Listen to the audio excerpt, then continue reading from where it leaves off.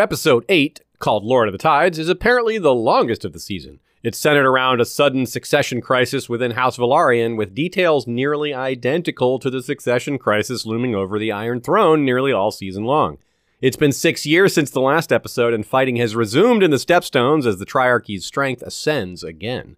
The Sea Snake has taken a terrible wound in the neck and is afflicted with blood fever as well. The prognosis is uncertain, but it doesn't look good. Sir Vaemond, brother of Corlys and master of complaints, confronts Rhaenys on the matter, saying he would like her support in making a claim for himself on the grounds that Lucerys is not a Velaryon. But even if she's not willing to help, well, he doesn't need her, because it's going to come down to what the crown decides. And crucially, the man who has been on death's door much longer than the Sea Snake, King Viserys himself, is so unwell these days that the governance of the realm is in the hands of Queen Alicent and her father Otto, the Hand of the King, who sits the throne in his absence. They're making all the decisions. But Alicent is also dealing with a household issue. Her son Aegon seems to have forced himself on his own children's maid. Yes, he and his sister have children now too. And if he keeps up like this, he'll have even more, and not from his sister wife Helaena. Women and drinking seem to be his chief wants, and he does not want to be king. Meanwhile, on Dragonstone, Jacaerys is learning to speak High Valyrian and appears determined to fulfill the future demands of kingship. Daemon has relaxed a bit in the ensuing years, enjoying his life as a father and dragon egg farmer. He has 2 young sons with Rhaenyra now, Aegon, yes, another one, and Viserys, yes, another one.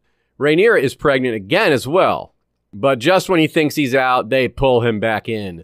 Daemon's daughter Baela sends word about what's happening with regard to the succession of Driftmark. If Sir Vaemond wins his claim on the basis that Luke is not a Velaryon, then the same logic will apply to Jace's claim to the Iron Throne. And with Viserys too sick to rule, again, the decision will fall to the family who would in turn gain the Iron Throne based on that decision. So everyone converges on King's Landing. Daemon and Rhaenyra and their children, Rhaenys and Baela and Sir Vaemond. Everyone else is already there. Their fears are realized when only Lord Caswell comes to greet Rhaenyra's household, despite their royal rank, while soon after, Sir Vaemond is escorted by an honor guard of Hightower men, very conspicuously. Sir Vaemond offers his experience and gratitude, wink wink, to Otto and Alicent. With him as the Lord of Tides, they'd have half the realm's fleet on their side. All they need to do is decide in his favor when he makes his claim at court the next day. It would be a massive boon to the Green faction that also enables them to undermine Rhaenyra's children. How could they say no? Everything and everyone seems to be on the side of the Greens, and now this would be as well. Jace and Luke are given a chilly reception by the people around court, and when they encounter Aemond practicing with Criston Cole, they see he's become quite skilled.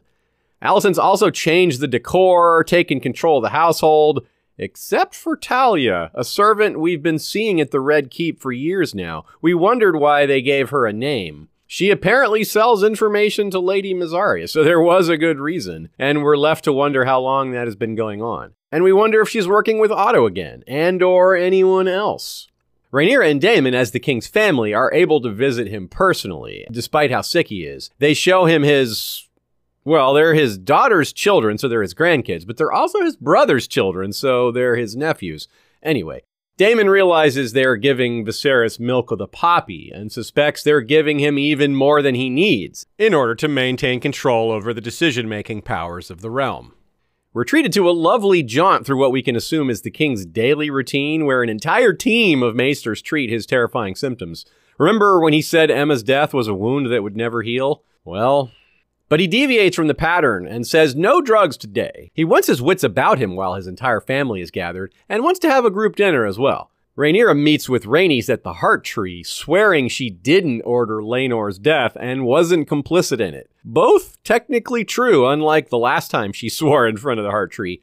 Rhaenyra makes a big play as well, offering to marry Jace and Luke to Baela and Rhaena. This would make Rhaenys' grandchildren Queen and Lady of Driftmark respectively. It's hard to imagine more than that, but she declines to answer, for now. The matter of the Lord of the Tides is raised in the throne room as expected, and Sir Vaemond makes his case. Rhaenyra begins to make her case, but unexpectedly, the doors open and her father enters before she's barely gotten going. Half his face is covered by a mask, and his movements are so unsteady as to make his cane seem almost inadequate. Daemon tenderly helps him up the steps, but he's not so tender a few moments later. King Viserys diplomatically expresses his confusion at why the matter of Driftmark's succession is even an issue in the first place, and asks Rhaenys to clarify. Though not born a Velaryon, she can tell which way the wind is blowing and backs Lucerys, while accepting Rhaenyra's earlier double marriage offer at the same time. Smooth. The king, of course, is delighted by this prospect of marriage. Nothing pleases him more than his family coming together, as we've seen, but Sir Vaemon sees it as his family coming apart and loses his temper and his head, literally. We were reminded last episode that Valyrian steel is quite sharp, and here we are again with even more evidence, care of Prince Daemon. With this bloody reminder of how many succession crises are often settled with swords rather than diplomacy, Otto and Alicent's plans are quietly abandoned. But it's also a reminder of what Otto has been saying all along, that Rhaenyra will have no choice but to execute Alicent's children to secure the claim of Jace. Through Vaemon, Daemon reminded everyone more directly of what they are believed to have done 6 years ago to Laenor. Despite this, dinner goes quite well, surprisingly well, until the end. But before that, Viserys makes a plea that goes far beyond the many he's made to date. The music is wistful yet triumphant, suggesting for a moment that this perfect evening could have been an entire life if only a few things were different. Viserys removes his mask so they can see him for what he is. It's a face that is gnarly, but as disturbing as it is, it serves to frame how deeply he desires peace within his family. The man's in a lot of pain. He was unable to show his care through proactive choices in the past, but here he's demonstrating how much he's willing to suffer to achieve just a tiny portion of that goal of peace. There's a brilliant mirroring shot as well, the similarity of each side of the table portrayed right down to the twin Kingsguard behind them, Eric and Arik, but with their distinctive black and green separating them. More toasts are made. Rhaenyra and Alicent seem to make genuine progress toward accord, and even Otto seems to be wearing a real smile and having a good time at the party. The joy is so powerful that it seems to genuinely move everyone. Almost everyone. Jace, declared eventual heir to the throne, and Aegon, declared eventual heir to the throne, take shots at each other's masculinity and barely control themselves. When Viserys leaves, exhausted and melancholy, the restraint falls away. Luke giggles at the roast pig placed in front of Aemon, surely thinking of the pink dread prank. Aemon, surely not happy to be laughed at by the person who cut out his eye, responds with a toast of his own and repeats the same insult he made that same bloody night 6 years before. Jace has had enough and goes to punch Aemon.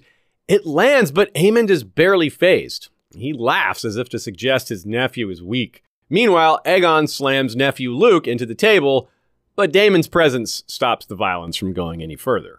This family, it seems, cannot get together without fighting. It's quite clear. Still, Alicent and Rhaenyra appear willing to continue rebuilding their lost friendship. The princess says she'll take her family back to Dragonstone and then return on Syrax. But tragedy appears to strike. Earlier in the episode, Rhaenyra came to her father at night to ask him again about Aegon I's Song of Ice and Fire. Viserys seems to remember this conversation later, as he's going to sleep, and thinks Alicent is Rhaenyra. He tells her that Aegon's dream is true, that he does believe it, but she thinks he's talking about their son Aegon and hears that he must be king. Basically, she believes her husband has just rescinded his wish that Rhaenyra ascend the Iron Throne in favor of their son. Oops.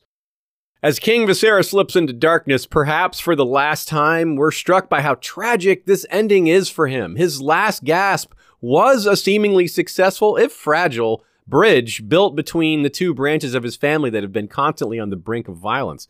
But in his addled state, he's unwittingly just told the heads of both of those branches of the family that their side must win at all costs, that the future depends on it. Just as they have found some measure of peace, a simple misunderstanding threatens to send them inexorably into war. There's plenty of things for us to deep dive on this week as well, like Helena's continued prophetic comments that everyone in her family seems to ignore, but we won't. Join History of Westeros on YouTube during the season every Monday at 6 Eastern for a much more in-depth review of each episode, and every 3 p.m. on Saturday as we look ahead to the next episode while mixing in discussions from the books with guests.